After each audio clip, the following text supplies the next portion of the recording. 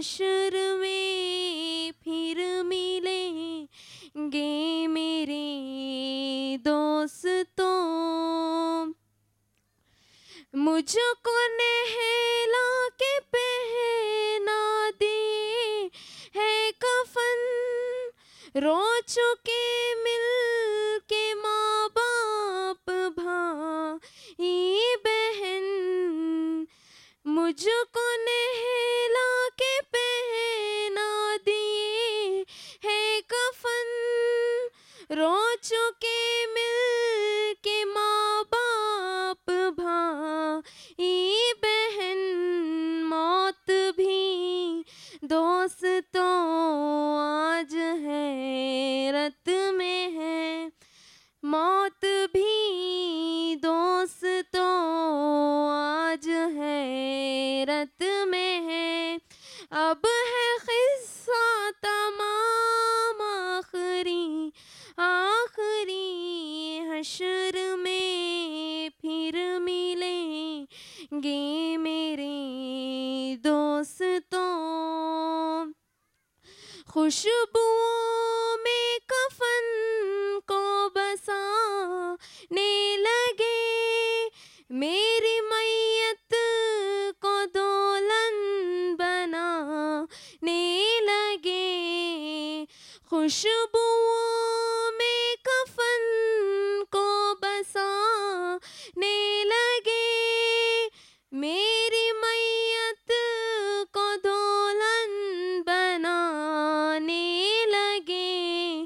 دوستوں اب اٹھا ہو جنازہ میرا, دوستوں اب اٹھاؤ جنازہ میرا. ہو چکا انتظام آخری آخری, حشر میں پھر ملیں گے میرے دوستوں. بس یہی ہے مقام آخری آخری, حشر میں پھر ملیں گے میرے دوستوں. مجھ کو زیر زمین اور دفنا گئے, کس قدر سنگ دل ہو کے فرما گئے. مجھ کو زیر زمین اور دفنا گئے, کس قدر سنگ دل ہو کے فرما گئے. دوستوں چین کی نیند سوتے رہو, دوستوں چین کی نیند سوتے رہو. بس یہی ہے پیام آخری آخری, حشر میں پھر ملیں گے میرے دوستوں. ہوئے نامور بے نشان کیسے کیسے, زمین کھا گئی نوجوان کیسے کیسے. دنیا بنی ہے جب سے لاکھوں کروڑوں آئے, باقی رہا نہ کوئی مٹی میں سب سمائے. یہ عالیشان بنگلے کچھ کام کے نہیں ہے, مخمل پہ سونے والوں مٹی پہ سو رہے ہیں. شاہ و گدا وہاں سب ایک ہو رہے ہیں, دونوں سوئے برابر یہ موت کا اثر ہے. کیسی دنیا مرشد غضب رے غضب, چند دنوں میں یہاں بھول جاتے ہیں سب.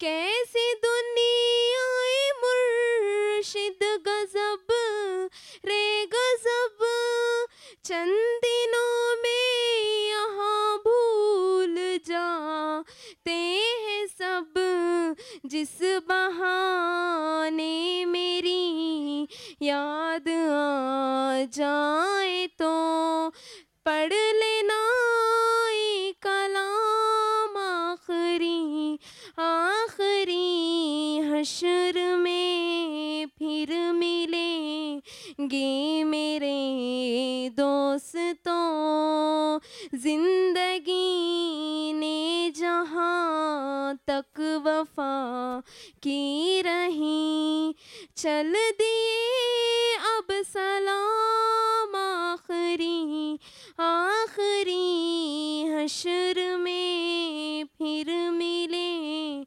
گے میرے دوستوں، حشر میں پھر ملیں گے میرے دوستوں۔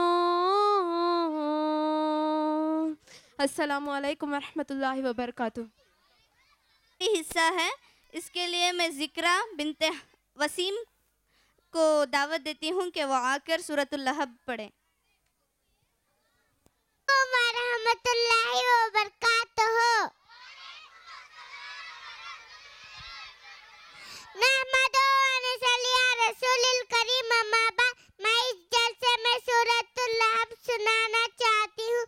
اعوذ باللہ من الشیطان الرجیم، بسم اللہ الرحمن الرحیم۔ سورۃ اللہب مکیہ، اس سورہ میں 5 آیتیں اور 1 رکوع ہے۔ سورۃ اللہب مکیہ، اس سورہ میں 5 آیتیں اور 1 رکوع ہے۔ تبت یدا ابی لہب وتب ما اغنی عنہ مالہ وما کسب سیصلی نارا ذات لہب وامرأتہ حمالۃ الحطب فی جیدہا حبل من مسد۔ السلام علیکم ورحمۃ اللہ وبرکاتہ۔ جزاک اللہ۔ اب طلبہ اور طالبات کے درمیان انعامات تقسیم کیے جائیں گے۔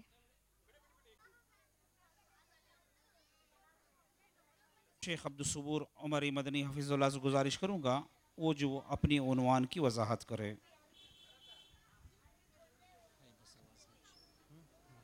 السلام علیکم ورحمۃ اللہ وبرکاتہ۔ الحمد للہ رب العالمین والعاقبۃ للمتقین والصلاة والسلام علی اشرف الانبیاء و امام المرسلین نبینا محمد وعلی آلہ واصحابہ اجمعین، اما بعد۔ قال اللہ تعالی اعوذ باللہ من الشیطان الرجیم، یا ایہا الذین آمنوا قوا انفسکم واہلیکم نارا وقودها الناس والحجارہ۔ وقال رسول اللہ صلی اللہ علیہ وسلم، کل مولود یولد علی الفطرہ فابواہ یہودانہ او ینصرانہ او یمجسانہ، رواہ مسلم عن ابی ہریرہ رضی اللہ عنہ۔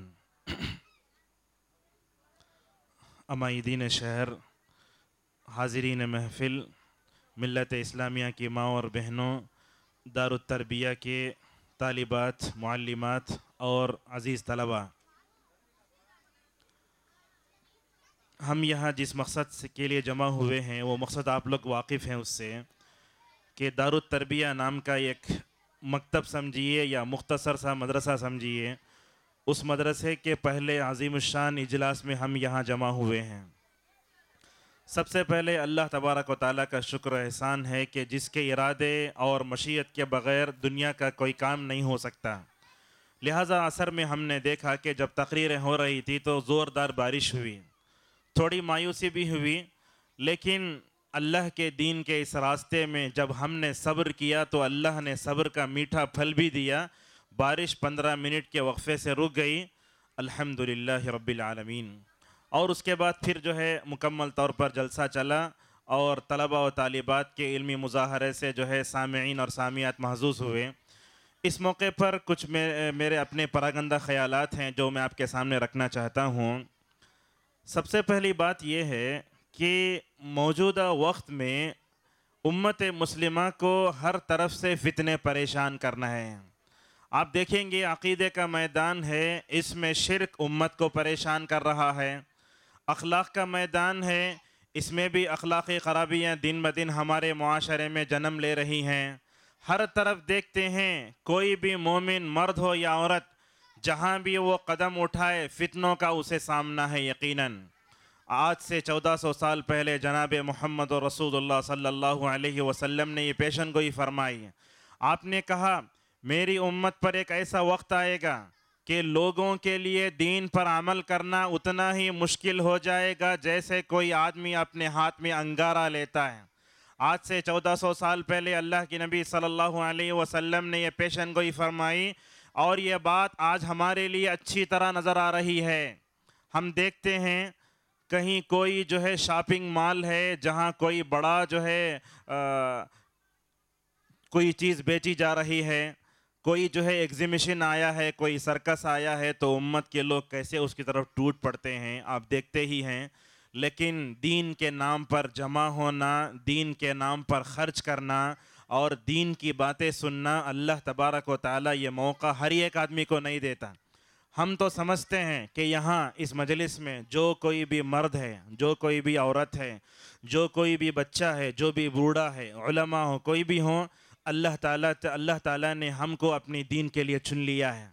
اللہ تعالیٰ نے ہم کو جو ہے دین پر عمل کرنے کا موقع دیا ہے۔ اگر ہم اللہ تعالیٰ کا شکریہ ادا کرنے کے لیے پوری زندگی لگائیں تب بھی اللہ تعالیٰ کا شکریہ ادا نہیں کر سکتے۔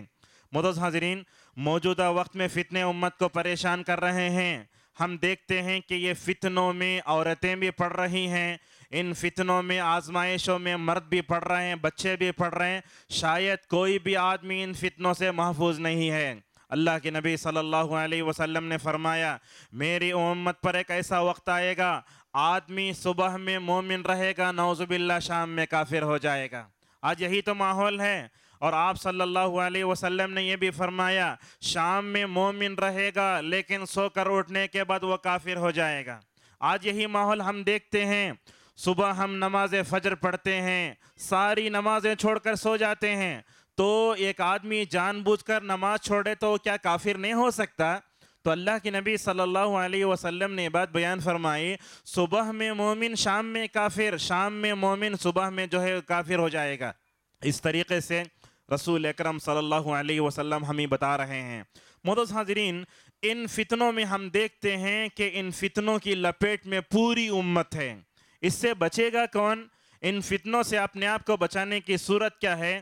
معزز حاضرین اور خواتین ملت، آپ یہ بات یاد رکھیے، قیامت کے قریب میں سب سے بڑا جو فتنہ اٹھے گا وہ دجال کا فتنہ ہوگا، جس سے ہم پناہ مانگتے ہیں وَأَعُوذُ بِكَ مِن فِتْنَةِ الْمَسِيحِ الدَّجَّالِ۔ ہر نماز میں درود کے بعد ہم کہتے ہیں رب میں کانے دجال سے پناہ مانگتا ہوں۔ اس دجال کے فتنے کے بارے میں رسول اکرم صلی اللہ علیہ وسلم نے کیا فرمایا؟ کہا دجال کے فتنے کے پیچھے بھاگنے والے کون ہوں گے؟ آپ نے فرمایا میری امت کی عورتیں بھاگیں گی۔ دیکھو دجال کا یہ فتنہ جب امت میں آئے گا، امت کی عورتیں اس فتنے کے پیچھے بھاگیں گی، عورتیں بھاگیں گی۔ جیسا کہ ہم دیکھتے ہیں اگر کوئی ہمارے سوسائٹی میں ریچھ کا تماشا بتانے کے لیے آتا ہے تو بچے، عورتیں اپنے بچوں کو کمر پر لے کر باہر آ جاتی ہیں، تو شاید قیامت کے قریب میں دجال آئے گا، دجال کے پیچھے بھاگنے والے عورتیں ہوں گی۔ تو لہٰذا اللہ کے نبی یہ بات بول کر کیا بتانا چاہتے ہیں؟ اپنی عورتوں کو دجال کے فتنے سے بچاؤ، اپنی ماں بہنوں کو دجال کے فتنے سے بچانا چاہتے تو ہمیں کیا کرنا چاہیے؟ معزز حاضرین، فتنے ضرور آئیں گے، آزمائشیں آئیں گی اسلام لانے کے بعد، لیکن سوال یہ ہے ان تمام فتنوں سے بچنے کا راستہ کیا ہے؟ ہم آپ کو بتاتے ہیں اس وقت میں امت مسلمہ کو ہر طرح کے فتنے سے اگر کوئی چیز بچا سکتی ہے تو وہ علم حاصل کرنا ہے۔ آپ ٹی وی دیکھ کر اپنے آپ کو فتنے سے بچا نہیں سکتے، دنیاوی علوم پڑھ کر اپنے آپ کو فتنوں سے بچا نہیں سکتے۔ فتنوں سے بچانے کی صورت ایک ہی ہے کہ آپ علم حاصل کریں۔ لہٰذا آپ نے دیکھا کہ ایک معمولی سا اللہ پر ایمان رکھنے والا، رسول اکرم صلی اللہ علیہ وسلم کی سنتوں پر چلنے والا ایک عام آدمی اٹھتا ہے، اس کے اندر جو ہے امت میں کچھ کام کرنے کی جو ہے فکر محسوس ہوتی ہے، وہ علماء سے مشورے لیتا ہے، بعد میں اپنی بیوی کا ذہن بناتا ہے، پوری فیملی بن کر اپنے مدرسے کو گھر بناتی ہے۔ تو کیا اس روئے زمین پر ایسے لوگ بھی ہیں جو اپنے گھر کو مدرسہ بنائیں. یہاں سوال ہے. لہٰذا الحمدللہ اللہ تبارک و تعالیٰ نے اس امت میں رسول اکرم صلی اللہ علیہ وسلم کی اس امت میں ایسے علماء رکھے ہیں جو عوام کا ذہن بنائیں.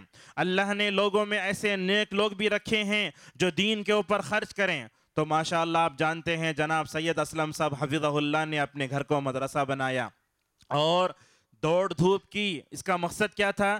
اس کا مقصد تعریف سننا نہیں تھا. اس کا مقصد کیا ہے؟ مقصد یہ ہے کہ امت کے عورتوں کے طبقے میں جو جہالت ہے اس جہالت کو دور کیا جائے. اور اس دار التربیہ مدرسے کے قیام کا سب سے بڑا مقصد اللہ تعالیٰ کو خوش کرنا ہے. تو جو بھی آدمی دنیا میں آپ دیکھتے ہیں یہ کافر جب دنیا میں محنت کرتا ہے تو اللہ تبارک و تعالیٰ بہت کچھ نوازتا ہے. ابھی چند دنوں پہلے تمل ناڈو کے وزیر اعلیٰ کا انتقال ہوا. 1924 کی اس کی پیدائش. تقریباً 70 سال جو ہے سیاست میں رہا. وہ 2018 میں اس کا انتقال ہوا. انتقال کے وقت اس کی عمر تقریباً 90-50 سال ہے. آپ دیکھتے ہیں اس کے انتقال کی وجہ سے سارے تمل ناڈو میں کیسا سکون چھا گیا. ساری تجارتوں کو بند کر دیا گیا, سارے جو ہے مدرسوں کو چھٹی کر دی گئی اور جو ہے سارے بسوں کو بند کر دیا گیا. جب دنیا کا کوئی آدمی کفر پر رہ کر اتنا کچھ کر سکتا ہے تو ہم رب العالمین کے بندے ہو کر اللہ پر ایمان رکھ کے رسول اکرم صلی اللہ علیہ وسلم کی سنت پر جو ہے ہم چلتے ہوئے دنیا میں ہم کیوں مایوس ہو جائیں؟ معزز حاضرین, کاڑگڑی کے تمام باشندوں سے میری ایک عاجزانہ درخواست ہے. وہ کیا؟ آپ مسلک نہ دیکھیں, کوئی جو ہے شخصیت نہ دیکھیں, بس کتاب و سنت کا نام لے کر جو بھی شخص اٹھتا ہے اس کی جو ہے اس کا ساتھ دینا یہ ہماری ذمہ داری ہے. آپ جانتے ہیں تالی ایک ہاتھ سے نہیں بجتی. اگر آپ اس ہاتھ سے تالی بجانا چاہتے تو دیوار پر